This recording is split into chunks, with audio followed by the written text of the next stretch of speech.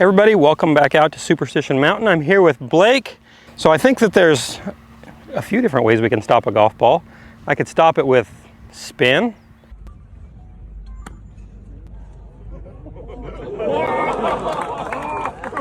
Or I could stop it with height.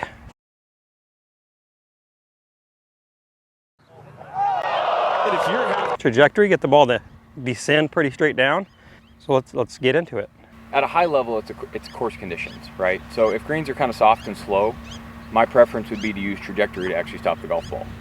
If greens are really fast and firm, you have to use some spin. Because you've played golf tournaments, you get on those rock hard greens that are really fast, you can almost moonball the thing, but if it doesn't have spin, it's not going to stop. It'll just keep rolling forever. But for most players on a general golf course, 95% of the time, they're probably better off using trajectory, I would say, for most players, because I wouldn't say spin is necessarily more difficult, but it seems to be harder for most golfers to learn how to use on those short ones, because what does spin require? It requires a lot of speed, right? And it's all relative, but it requires loft and speed combined. Trajectory only requires loft. Good equipment as well, so you need good golf balls. Yep. You need good conditions, so if your fairways are shaggy, you're probably not going to spin it much. No. Most golf courses, like I said, you're going to get more benefit out of learning how to use trajectory. However, I don't think spin's necessarily that challenging once you learn how to apply. So just a few different principles, but we're going to talk just about like a simple fairway lie and how to get the ball to stop. So the first one is loft. You have to get loft on the club, right? No matter what, whether you're using spin or whether you're trying to spin the ball a lot, stop it with spin or stop with trajectory, you have to learn how to get loft on it. So the first and simplest one is, so this is going to be purely a trajectory-based shot. So if I open the face, and we've talked about this principle a lot. I want you to turn and face the camera and show them what an open face looks like, because nobody wants to open the face, right? In my experience, I say open the face and it'll look like it doesn't open. That.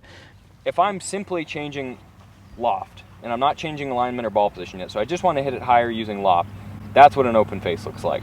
So that would be square, that's open. But as we've talked a lot about in different videos and stuff that we've done, as I open this face, that handle has to come down, assuming I'm not changing my alignment. And that does a few things for us. When I open the face and I drop the handle, it actually exposes more face. Yep. If I keep the handle the exact same height and I open the face, all of a sudden it looks like, ooh, I'm going to shank that sucker. Yep. So I got to get if I drop the handle, now I got more face. You have more face to work with.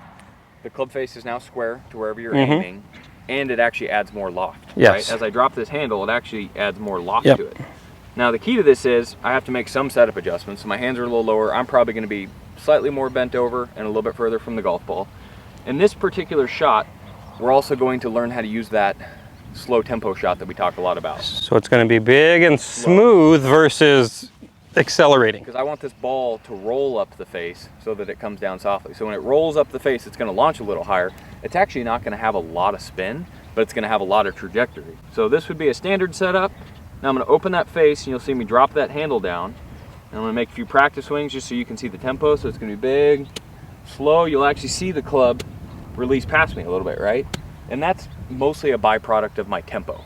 Not necessarily me trying to throw the club, but as I slow the tempo down, the club's probably going to load a little bit more and unload a little bit more. It's going to be big, slow. Going to bounce into it a little bit, and that ball is going to come down and just stop on a dime. So that's a really good one for most people to practice, and just the tempo element alone, even without changing loft, will make that ball come off higher and softer. Yeah, it's one of the main skills I teach in short game is being able to control the pace of the swing or tempo. Yeah. So I have people hit 5-yard shots with full swings, and for most people it's hard as heck to make a swing like this. Go short and fast that I've seen. Almost everybody's going big and slow is hard for a lot of people. Yes. If you watch the best players in the world, they're all really good at it. Yeah, I always say that professionals are professional decelerators. Yep. They're very good at taking speed out.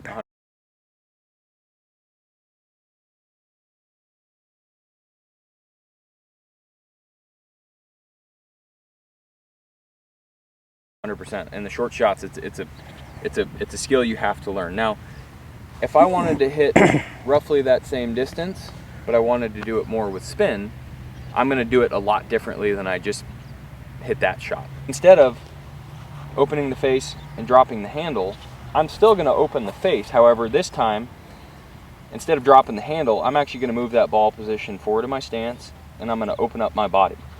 So what that's gonna do, it's still gonna produce loft, but now I'm also gonna generate cut spin, and I'm gonna be able to put a lot more speed into it.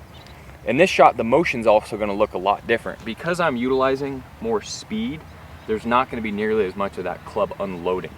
So we'll get back to when I would apply these different shots here in a second, other than just course conditions, like in terms of how the ball is gonna land on the green. So in this scenario, now we're stopping it with spin? Now we're stopping it with spin. So this one's gonna be a lot more speed. So I'm gonna set the face square.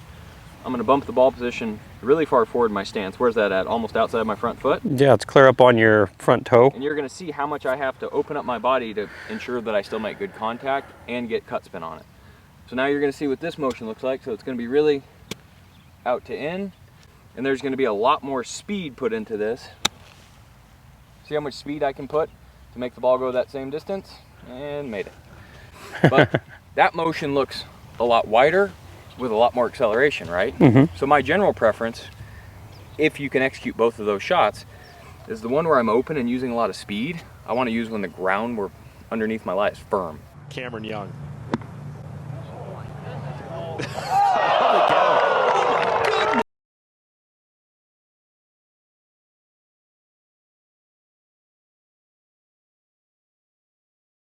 Because then the leading edge is never coming up into it.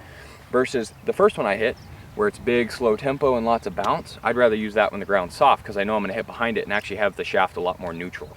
Okay. So that's a preference thing. A lot of it though, without a lot of practice, you gotta figure out what your kind of natural release pattern and which one you think you'll be better at. Because they can both work really good and both can stop a golf ball, but you have to spend a little bit of time experimenting in terms of which one's gonna work best for you. In my experience, for me, I'm really good at the soft, floaty one. Yep. I can hit the cut spinner, but I'm not as consistent with it. It all kind of depends on your natural patterns and how you like to move, and a lot of it has to do, I think, with how your hands naturally work through the golf ball. I'm more comfortable hitting the cut spinner, just because of how my hands work. It's more natural for me. Because you can kind of drag it a little. I can drag it across, and that feels good to me. And I know that as long as I stay wide, neither one of them is going to dig into the ground, so I don't have a fear of that. But it's just under pressure, that's the one I tend to go to by default if I can hit both out of the same lie. But cool. Obviously chipping always starts from reading the lie and adjusting from there. Exactly. So that gives you two ways to stop a golf ball, and when you get really good, you can start to combine those two relationships. So you can open up your body, put the ball forward, and open the face more and learn to drop the handle, and that's my way of hitting that crazy good spinner that people always see on TV. Yep. So cool. Well, hopefully you learned something. You liked this video. If you did, hit the like and subscribe. Come over to milolinesgolf.com where we can teach you how to swing like an athlete and how to have a short game like Blake.